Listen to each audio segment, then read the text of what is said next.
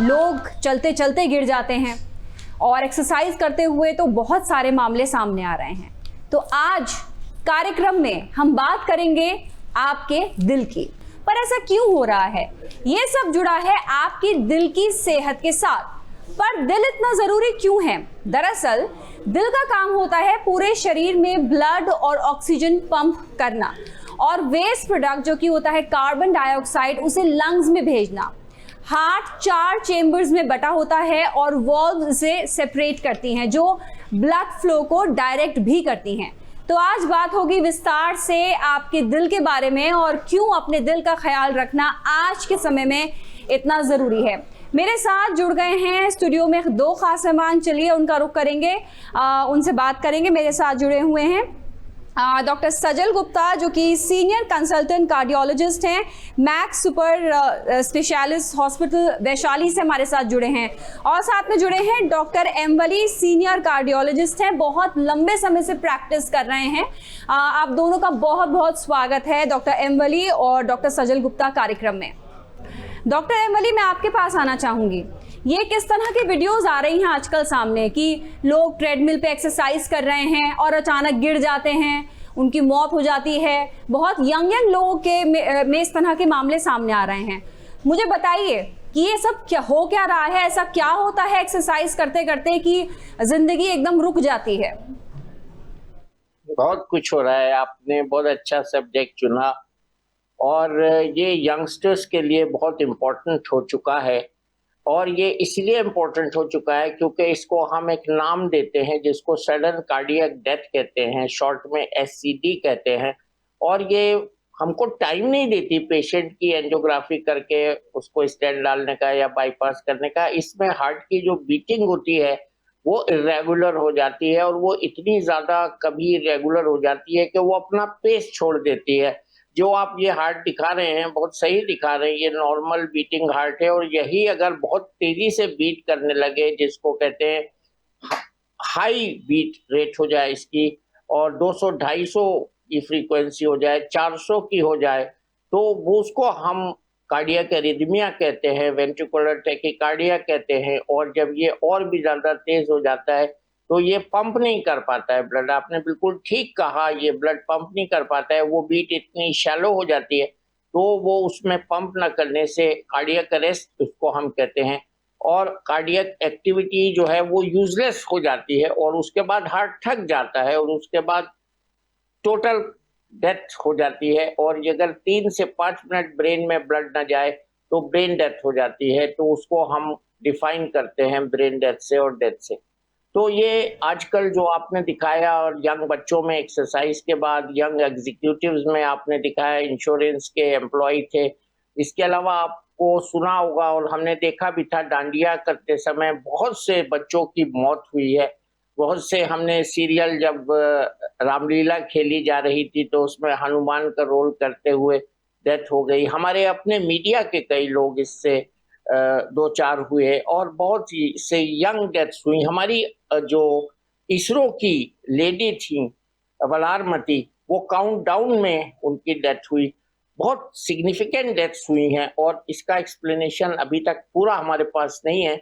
हम यही कहते हैं कि डाइट से, लैक ऑफ एक्सरसाइज से, कोलेस्ट्रॉल से, कुछ जेनेटिक इफेक्ट्स होते हैं उससे, या कुछ सिंड्रोम्स होते हैं, इलेक्ट्रोकार्डियोग्राफिक सिंड्रोम होते हैं जो क्यूटी इंटरवल को लंबा कर देते हैं हार्ट बीट में, उनसे, या जेनेटिक प्रीडिस्पोजिशन से, या डिप्रेशन से वेरी रेयरली, या कभी कभी एक हमारे यहाँ एक बॉडी में कुछ ऐसा प्रीडिस्पोजिशन होता है जिसका कुछ जीन्स से डायरेक्ट कोरिलेशन एस्टेब्लिश किया गया है, उससे ये डेथ्स हो रही हैं। इतना हम समझ पाए हैं और ये पहले से भी हम समझे हुए हैं कि इंडिया में इस तरह की डेथ वर्ल्ड में जो इंसिडेंस है उससे 10 साल कबल या 10 साल यंगर होती है।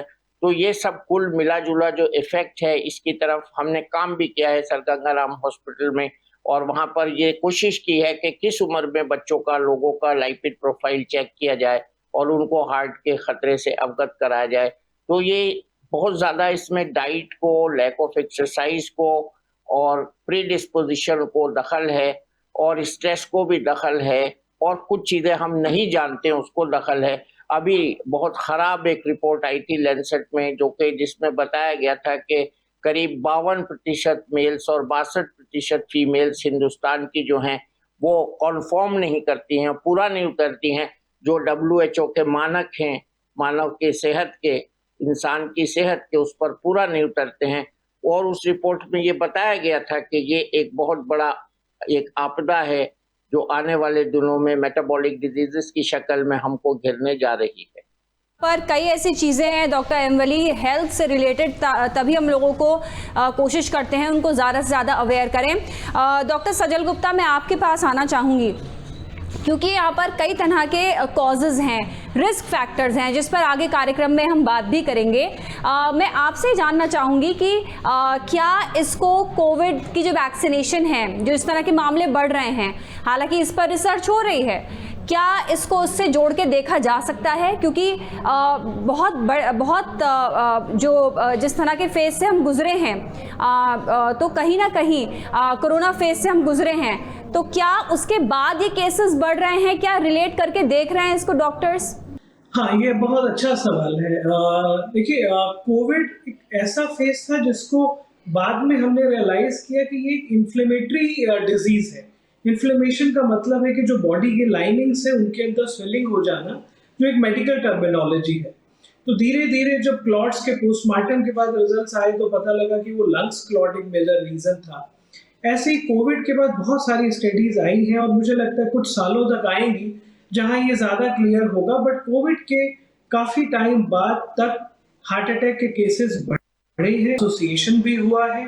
कोविड के बाद कई बार हार्ट भी वीक हुआ, जिसको हम डायलेटेड हार्ट कहते हैं। और बहुत सारे पेशेंट्स जो वर्ल्ड वाइड हैं, जहां कार्डियक MRI किया गया तो उसमें पता लगा कि हार्ट की मसल्स भी वीक हैं।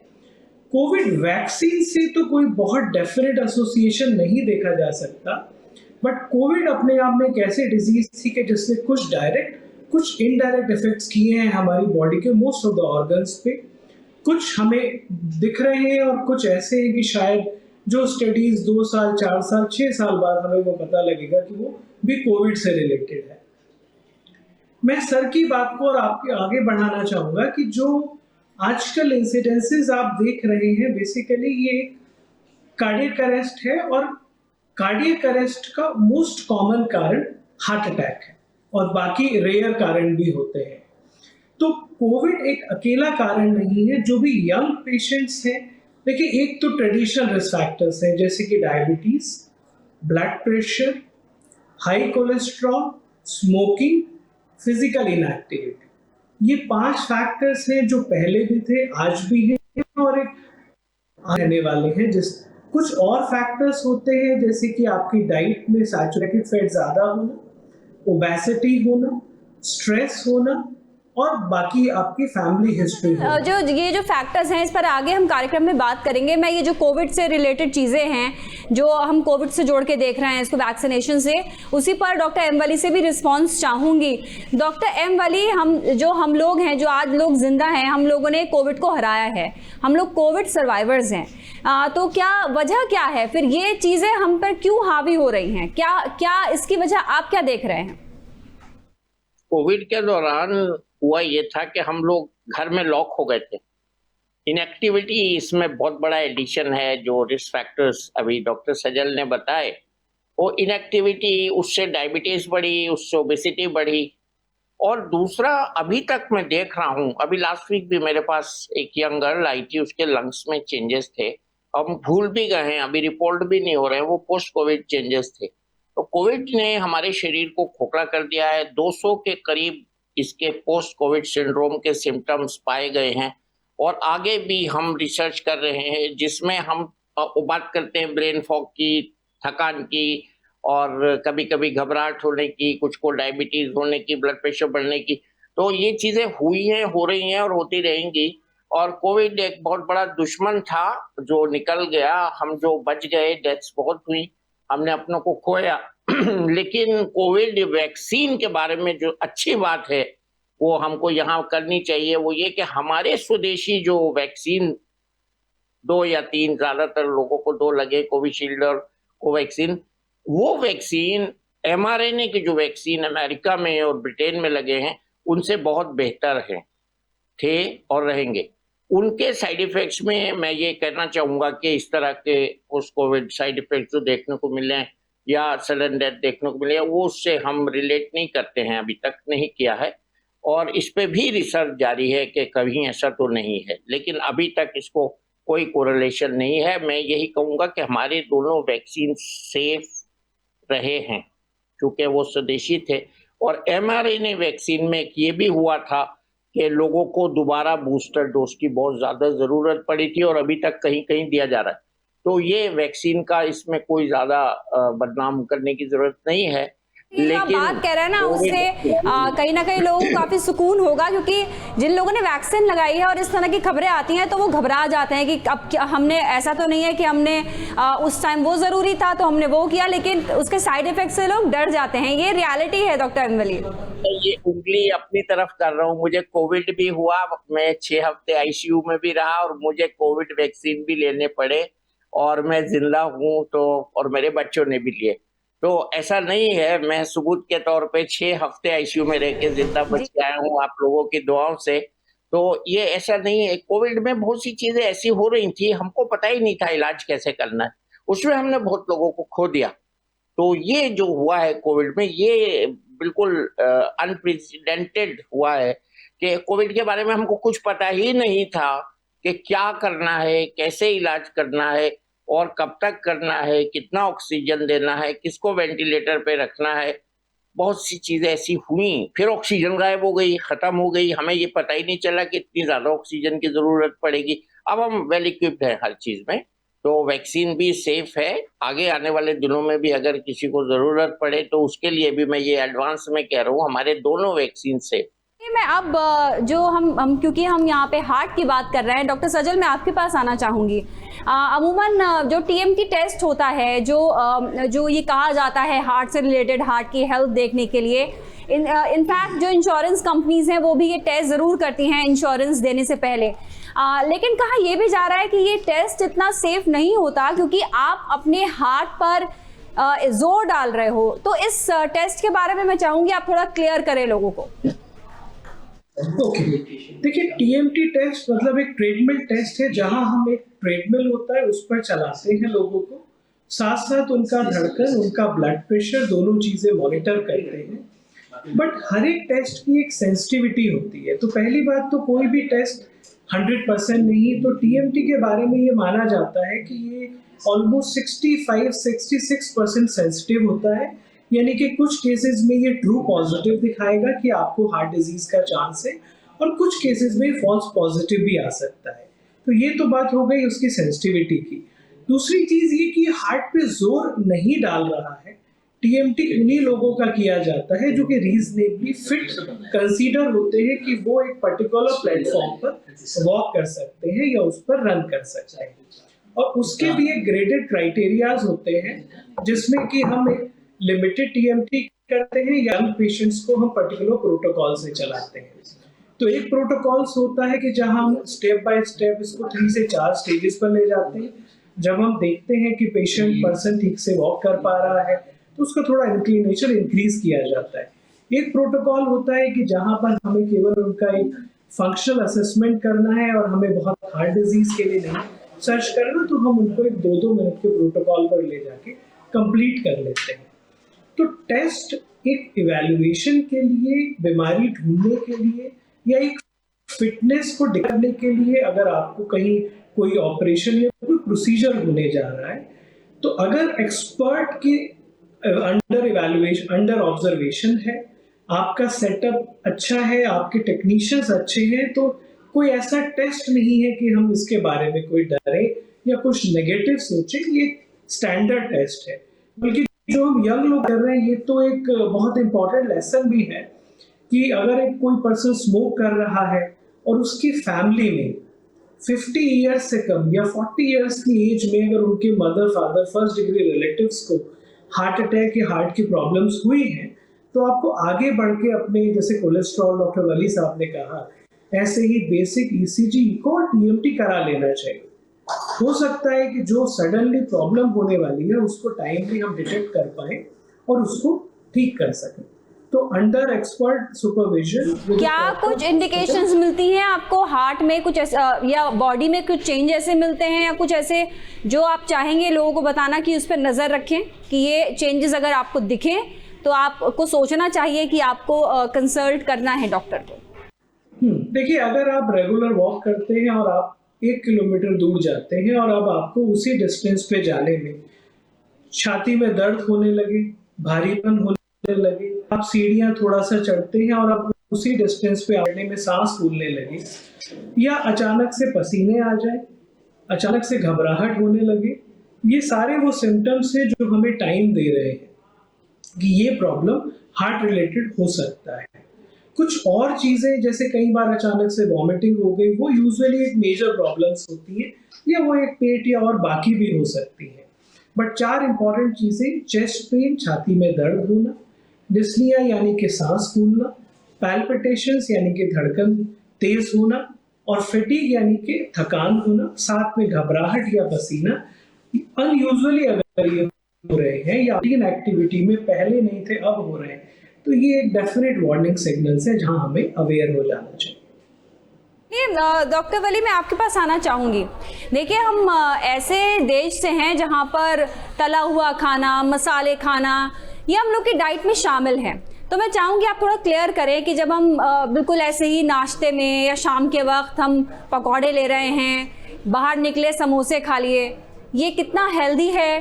क्या आप कब तक आपकी बॉडी ये बर्दाश्त कर पाएगी? चेंजेस बताइए आप, जब हम ये जो खाते रहते हैं चीज़ें, उससे क्या होता है बॉडी में? मैं यही कहूंगा, वन वर्ड आंसर, गुलविश से पूछो। 20 साल पहले और आज में 1 ग्राम भी वजन नहीं बढ़ाया इन्होंने। हाँ, ये है खाने की जो हमारी जो टेंडेंसी है ना, और खाने का तरीका है और पकाने का तरीका है, तीनों गलत है। और वो सब मान लिया, पहले से होता चला आ रहा है। अब जो हो रहा है वो बहुत ही गलत है।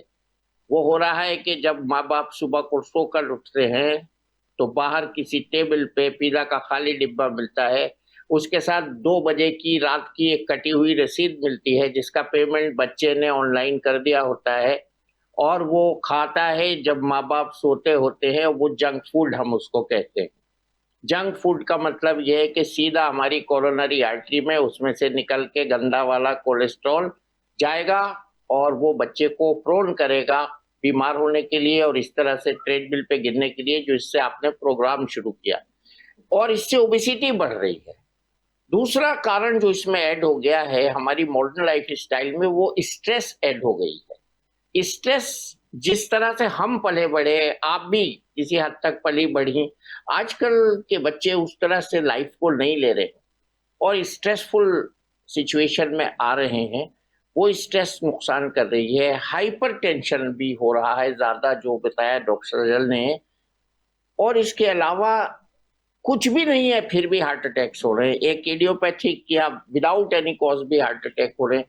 तो हम कारण ढूंढते ढूंढते खो जाते हैं और एग्जैक्ट कारण नहीं पकड़ पाते हैं। और ये जो नई चीज हुई है सडन कार्डियक डेथ, ये बहुत बड़ी तादाद में हो रही है। सबसे आपने ये पॉइंट बहुत अच्छा उठाया है कि खाने की वजह से और गलत खाने की वजह से हमारे यहाँ ज्यादा हार्ट अटैक हो रहे हैं।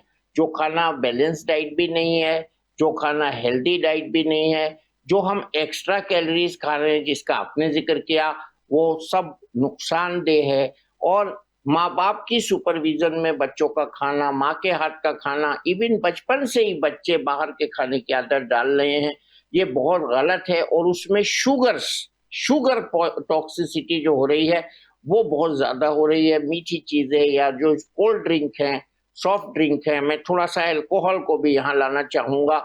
और अल्कोहल की आमेजिश हो रही है, उसके साथ स्मोकिंग और कुछ हद तक ड्रग्स, ये सब मिला जुला एक जो बड़े लोगों का और बड़े शहरों का एक माहौल बना है, ये बहुत तकलीफ देह है आने वाले दिनों के लिए। हमने बहुत अच्छे अच्छे साइंटिस्ट प्रोड्यूस करे, हेल्दी बच्चे प्रोड्यूस करे, हमारे बच्चे ओलंपिक्स में मेडल भी जीत रहे हैं एक तरफ, और दूसरी तरफ हमारे बच्चे सडन डेथ से मर भी रहे हैं। तो ये एक ऐसा कॉम्प्लिकेटेड विरोधाभास है, एक ऐसी पिक्चर है जिसका कोई एक्सप्लेनेशन नहीं है अलावा इसके कि हम अपनी लाइफ्स को डिसिप्लिन करें, बैलेंस डाइट लें, स्मोकिंग, अल्कोहल छोड़ें, स्ट्रेस छोड़ें और प्रॉपर स्लीप लें। हमारी बॉडीज जो है वो जितना रिकवर करती हैं स्लीप में, उसी के एवज हम काम करते हैं दिन में। अगर हम स्लीप प्रॉपर नहीं लेंगे तो हमारी बॉडी में फैटीग ऐड होता जाएगा और हार्ट पर उसका असर लगातार पड़ता है। डायबिटीज बढ़ रही है हमारे यहाँ, और जितनी चीजें मैंने गिनाई हैं उन सबका प्रचलन बढ़ रहा है। गुलविश, बहुत आपने ये सही पॉइंट उठाया और मेरे तो सामने आप चुके बैठी हैं और मैं बहुत दिन बाद आपको देख रहा हूँ, इसीलिए मैं कहता हूँ वेट मत बढ़ने दीजिए अपना। अगर 10 ग्राम आप रोज वेट बढ़ने देंगे तो एक महीने में 300 ग्राम, एक साल में 3 किलो 600 ग्राम, 10 साल में 36 किलो, आप 72 किलो वेट गेन करके मिलती मुझे आज, अगर आप 10 ग्राम वेट भी रोज बढ़ने देती अपना। और ये होता है, हर घर में होता है। शादी के बाद जब लड़की आती है तो उसका वेट 45 केजी होता है, जब वो 2 बच्चों की माँ बनती है 20 साल में उसका वेट 65 हो जाता है। आमतौर पे ये हम देखते हैं। तो ये ओबेसिटी जो है इसका खान पान से रिलेशन है। और अपने खान पान को मैं बहुत मोटी सी एक बात बता दूं कि प्रधानमंत्री जी ने श्री अन्न की जो योजना बनाई है वो इसका बेहतरीन तरीका है इससे लड़ने का। और आजकल हम बात कर रहे हैं किस तरह के कार्बोहाइड्रेट से ग्लाइसीमिक इंडेक्स बढ़ता है, ज्यादा तेजी से एब्जॉर्ब होने वाले कार्बोहाइड्रेट्स जो होते हैं वो उसको हम इन श्री अन्न को मिला के अपनी रोटी में, अपने आटे में कम कर सकते हैं। और ये सबके फायदे की चीज है। अगर एक ही चीज सीख लें इस प्रोग्राम से लोग कि अपनी रोटी में श्री अन्न की मिलावट कर लें तो बहुत अच्छा हो जाएगा। बहुत कम लोगों को ये होगा नुकसान उससे। जो हमारा मोटिव है यही है कि हम लोगों को अवेयर कर पाएं। कार्यक्रम को समाप्त करने का समय हो रहा है। एक सवाल जो कि मैंने आप दोनों के लिए रखा हुआ था कि ये ज़रूर आपसे पूछना है। डॉक्टर सजल, मैं आपके पास आना चाहूँगी। क्योंकि हम बात कर रहे हैं अपनी हार्ट की हेल्थ के बारे में, मैं चाहूँगी ऐसे 5 सुपर फूड्स आप बताएं जो हर उम्र के लोग अपनी डाइट में इंक्लूड करें और खाते रहें। ओके, देखिए, अगर सुपर फूड्स तो हार्ट के लिए सबसे इंपॉर्टेंट होता है कि आप एक low cholesterol diet, low sugar diet, 2 चीज़ों का हमेशा ध्यान रखें। शुगर ऑलमोस्ट नहीं, फ्रूट्स डाइट में ऐड करना है। इंश्योर करें कि आपकी डाइट में एटलीस्ट 3 to 5 पोर्शन में फ्रूट्स, वेजिटेबल्स हों। आमंड्स यूजुअली माने जाते हैं तो आप बादाम ले लें और अपनी डाइट से सैचुरेटेड फैट स्पेशली हटा दें, सॉल्ट कम कर दें। अगर हम इतना कर लें तो आई थिंक हमारे लिए मैसेज। वेरी इंपॉर्टेंट थिंग जो साथ में मुझे ऐड करना है, सर ने बहुत सारी चीजें, एक्सरसाइज बहुत इंपॉर्टेंट है। बच्चे वही सीखते हैं जो बड़ों को देखते हैं। जितनी भी मिडिल एज जनरेशन देख रहे हैं वो सब अपने बिजनेस, अपने वर्क, ओवरनाइट डे वर्क में बिजी है।